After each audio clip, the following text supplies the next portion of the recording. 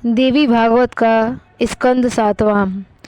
जन्मेजय जी ने कामना की कि व्यास जी चंद्रवंश तथा सूर्यवंश को विधि पूर्वक सुनावें। व्यास जी कहने लगे कि महामाया की यह इच्छा आदिकाल में हुई कि वह सृष्टि की रचना करे। उसी समय विष्णु की टुंडी में से एक कमल का फूल प्रकट हुआ और कमल के द्वारा ब्रह्मा जी प्रकट हुए। तपस्या करके ब्रह्मा जी ने भगवती को प्रसन्न करके शक्ति प्रदान प्राप्त कर ली और मानसिक शक्ति से 10 महर्षि सनंदन, मरीचि, सनक, वशिष्ठ जी आदि को उत्पन्न कर लिया। अपने क्रोध द्वारा रुद्र को उत्पन्न किया। नारद की उत्पत्ति गोद से की। ब्रह्मा जी ने अपने दाहिने अंगूठे से दक्ष को उत्पन्न किया और दक्ष की पत्नी को अपने बाएं अंगूठे से पैदा किया।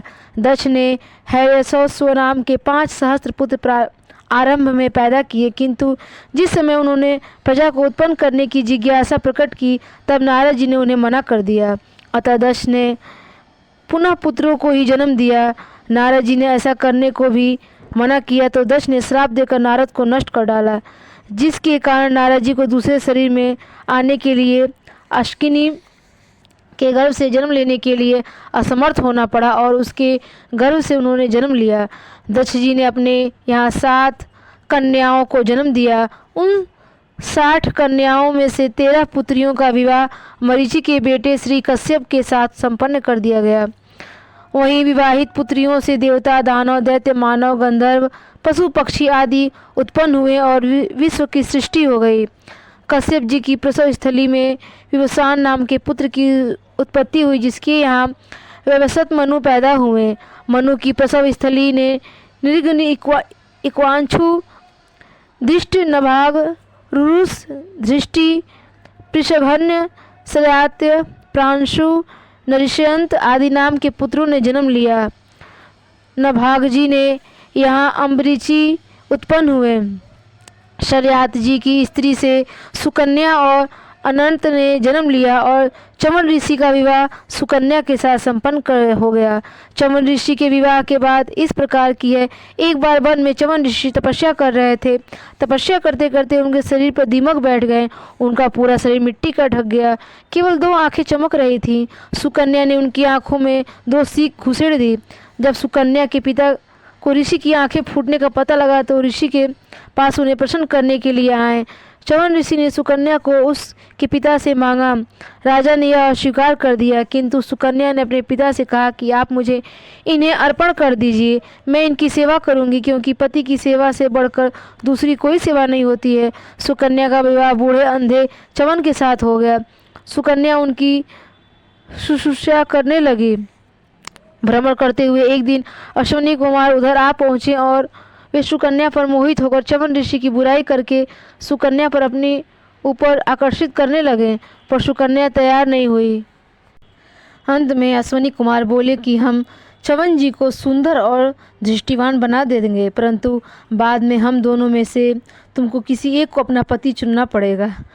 चमन ऋषि की आज्ञा से सुकन्या ने यह स्वीकार कर लिया।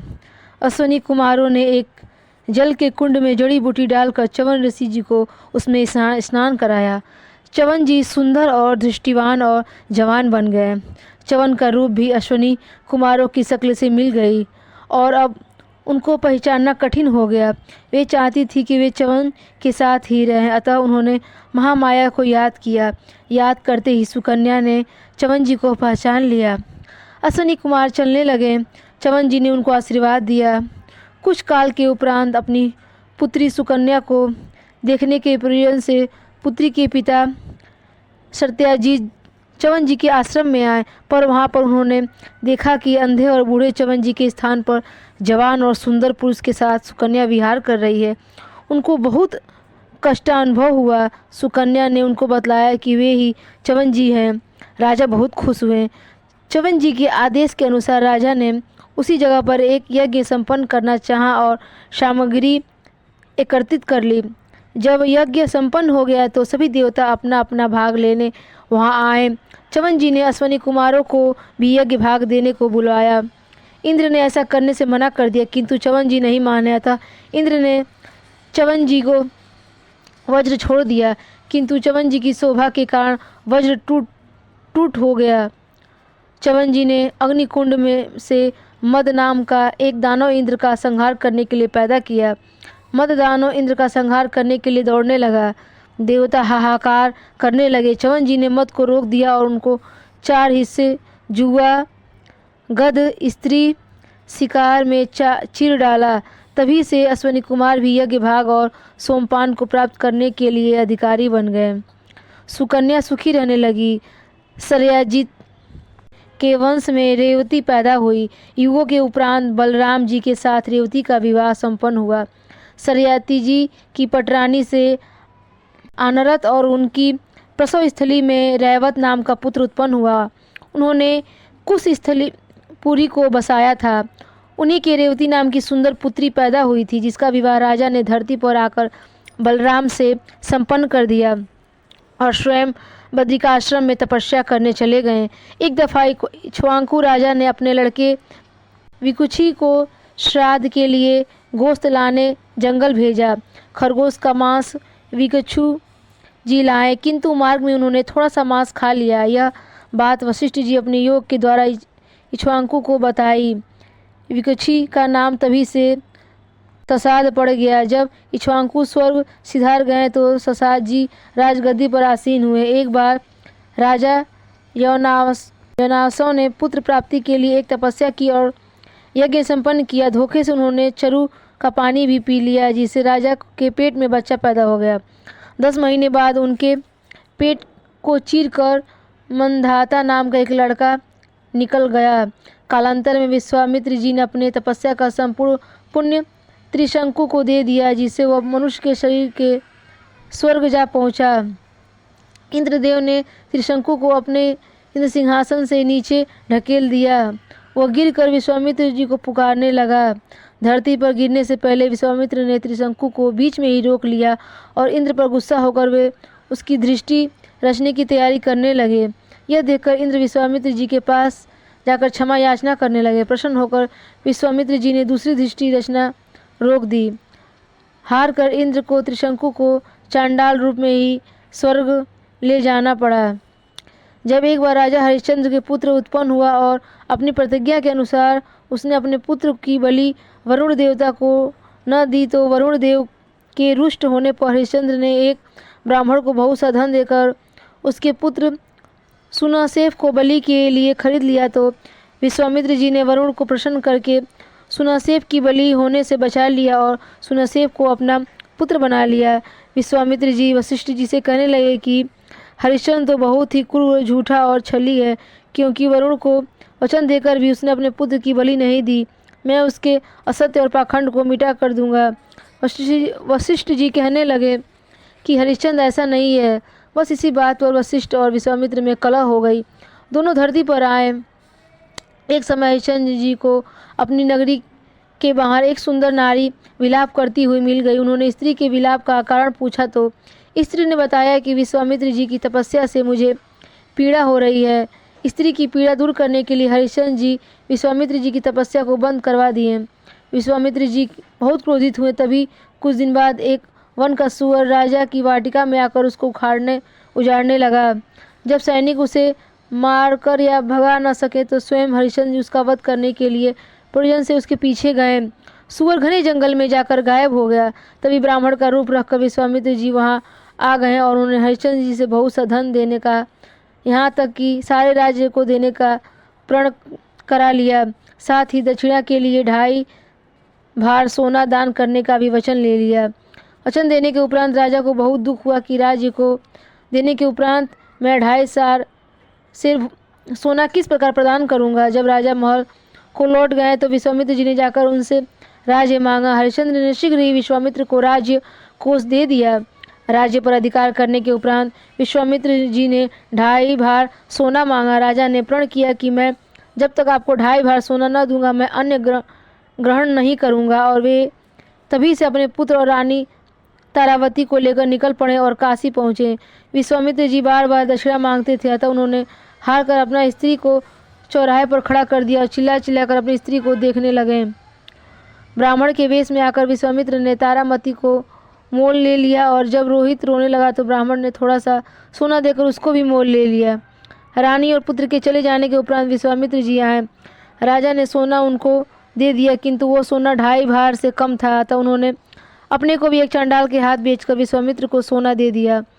विश्वामित्र जी चले गए और चांडाल हरिश्चंद्र को पीटता हुआ सड़क पर से घसीटता हुआ ले गया और उनको शमशान घाट पर रख दिया। बोला कि मैं मुर्दों से कफन आदि लिया करो। उधर रोहित और तारामती को ब्राह्मण बहुत तंग करने लगा। एक दिन रोहित को सांप ने डस लिया। रानी रोती हुई रोहित को शमशान घाट पर ले गई। राजा हरिश्चंद्र ने अपने मालिक की आज्ञा के अनुसार तारामती से कफन मांगा, पर रानी पर कफन न दे सकी। तभी भीड़ भागी हुई आई और बोली कि यह स्त्री बालकों को खाती है, इसको तुरंत मार दो। हरिश्चंद्र ने रानी को मारने से मना कर दिया। रानी और राजा दोनों ने एक दूसरे को सूरत देखी, दोनों ही रो उठे। दोनों ने भगवती की स्तुति की। देवी प्रसन्न हो गई। इंद्र, वरुण, विश्वामित्र आदि वहाँ आए। वहाँ उन्होंने रोहित को जीवित कर दिया और राजा हरिश्चंद्र से स्वर्ग चलने को कहा। राजा बोले कि मैं तो चांडाल का सेवक हूँ, बिना चांडाल की आज्ञा से कहीं नहीं जाऊँगा। धर्म बोला कि तुम्हारी परीक्षा लेने की दृष्टि से मैंने स्वयं चांडाल का रूप धारण किया था। आप हमारी दासता से स्वतंत्र हैं, अतः अब आप हमारे साथ स्वर्ग को चलिए। किंतु राजा कहने लगे कि बिना अयोध्यावासियों के मैं स्वर्ग नहीं जाऊँगा। विवश होने के उपरांत देवताओं को अयोध्यावासियों को स्वर्ग में ले जाना पड़ा। हरिश्चंद्र के पुत्र रोहिताश्व गद्दी पर बैठ गए। जन्मेजय जी के पूछने के उपरांत व्यास जी कहने लगे कि आदिकाल में एक बहुत ही बड़ा क्रूर दैत्य जिसका नाम दुर्गम था उत्पन्न हुआ। वह वेदों को नष्ट करने लगा और तपस्या से ब्रह्मा को प्रसन्न करके उसने वेद मंत्र और देवताओं को जीतने वाला ऐश्वर्य प्राप्त कर लिया। ब्रह्मा जी ने वरदान दे दिया। ब्राह्मण मंत्र और वेदों को भूल गए, यज्ञ बंद हो गए, जिससे देवता घटने लगे और तब देवताओं को पराजय देकर दुर्गम ने त्रिलोक पर शासन कर लिया। वेदों के लोप हो जाने के कारण 100 वर्ष पर्यंत धरती पर पानी नहीं बरसा। पानी और अन्न के बिना विश्व के प्राणी मौत के मुंह में जाने लगे। देवताओं ने हिमालय पर जाकर महामाया की स्तुति की। उनके प्रसन्न होने से बरसात बरसने लगी। दुर्गम ने महादेवी से युद्ध किया, जिससे वह मारा गया। दुर्गम का संहार करने के कारण ही देवी का नाम दुर्गा हुआ। देवी ने पुनः संसार में वेदों को साकार कर दिया और विश्व में धन धान भर दिया। आदिकाल में एक बहुत ही डरावना दानव जिसका नाम हलाहल था उत्पन्न हुआ। ब्रह्मा जी की तपस्या करके उस दानव ने देवताओं के अधिकार छीन लिए, किंतु बाद में देवी की कृपा से उसकी मृत्यु हो गई। गौरी ने प्रथम तो दक्ष जी के यहाँ जन्म लेकर शंकर से विवाह संपन्न किया।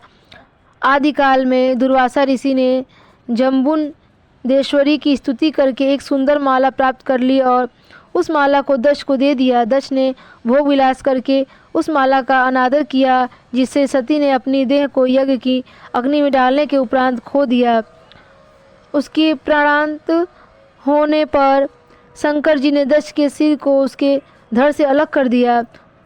तब सब मिलकर शंकर जी से प्रार्थना करने लगे तो शिव जी ने बकरे का सिर लगाकर उसे धड़ में जोड़ दिया। सती का दुख शिव के मन से न निकला, अतः वे सती की देह को निकालकर अपनी कंधे पर रखकर भ्रमण करने लगे। देवता बहुत दुखी हुए और बोले कि जब तक सती का शव शिव जी के शरीर से दूर न होगा तब तक वे शोक के भ्रमण करते रहेंगे। अतः विष्णु जी ने बाण मारकर सती के शरीर के कई टुकड़े कर डाले। जहाँ जहाँ वे टुकड़े गिरे वहीं शिव जी अपने रूपों में प्रकट हो गए और इसी तरह 108 सिद्धि पीठ स्थापित हो गई।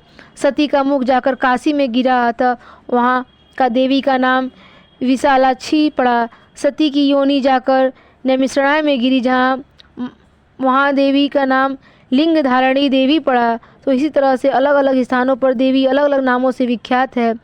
शिव जी एक स्थान पर जाकर समाधि लगाकर बैठ गए। तभी तारक नाम का एक राक्षस पैदा हुआ।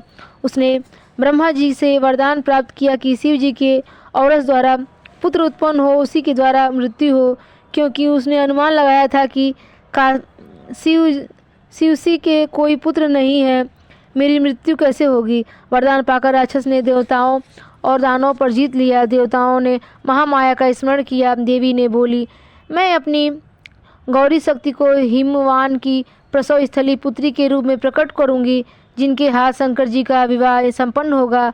तब उनके यहाँ पुत्र उत्पन्न होगा जो राक्षस का संहार करेगा और सागर में से लक्ष्मी शक्ति प्रकट होंगी जो विष्णु जी को पाएंगी और इसी प्रकार विश्व की भलाई होगी। महामाया भगवती कहने लगी कि सृष्टि के आरंभ में केवल हम ही थी, हमारे अलावा कोई देवता नहीं था। अंतःकरण का निर्माण ज्ञान की इंद्रियों के संयोग से हुआ है। अंतःकरण के 4 भेद होते हैं। संकल्प विकल्प वाले भेद को मन कहकर संबोधित करते हैं। संशयहीन निश्चय वाला बुद्धि कहलाता है। अनुसंधान वाले चित्त और अहंकार वित्त वाला अहंकार होता है। ज्ञानेंद्रियाँ, कर्मेंद्रियाँ, प्राण और मन का बुद्धि, इन 17 के मिलाप से देह बनती है। देवताओं के प्रार्थना करने पर महामाया ने उनको अपने विराट रूप के दर्शन कराए। देवी बोली कि मेरे इस विराट रूप के दर्शन केवल मेरे भक्त ही कर सकते हैं। परम पद प्राप्त करने के लिए अपने मन को अपने वश में करना चाहिए। मानव की देह रथ है, रथ का सवार है। आत्मा और सारथी बुद्धि है। मन घोड़ों की लगाम और इंद्रियां घोड़े हैं। मन की लगाम को पकड़ते ही इंद्रियों के घोड़े स्वयं कार्य करने लग जाते हैं। महादेवी ने कहने लगी कि मैं केवल मानव मात्र की संची भक्ति को प्रसन्न होती हूँ, मुझे आडंबर पसंद नहीं है। सहाद्री पहाड़ पर लक्ष्मी जी की विराजित है। मातापुर में रेणुका देवी विराजित हैं। हिंगलू में ज्वालामुखी, विंध्याचल पर दुर्ग देवी, वैद्यनाथ में बगलामुखी देवी, मणिद्वीप में भुवनेश्वरी और चीन में नील सरस्वती विराजा करती हैं। मेरा व्रत चैत और कुवार में विशेष फल देने वाला होता है। मैंने ही देवताओं को प्रकट करके प्रसन्न किया है। मेरी ही शक्ति सब देवताओं में व्याप्त है। मेरी ही शक्ति और मेरी ही इंगित पर देवता कार्य करते हैं। जो मानव मेरा पूजन करता है वो विश्व के संकटों से बच जाता है, उसके पास दुख कभी नहीं फटकते। यह कहकर महामाया विलीन हो गई। हिमवान की प्रसव स्थली में वह पार्वती के रूप में आई और उनका विवाह शंकर जी के साथ हो गया। शंकर जी के अंश से षष्ठमुख ने जन्म लिया, जिससे तारकासुर का संहार किया। कालांतर में सागर मंथन हुआ और उसमें से 14 रत्नों के साथ साथ लक्ष्मी जी निकली। उन्होंने विष्णु को स्वीकार किया। विश्व के संकट दूर हुए। बोलिए शेरा वाली माता की जय।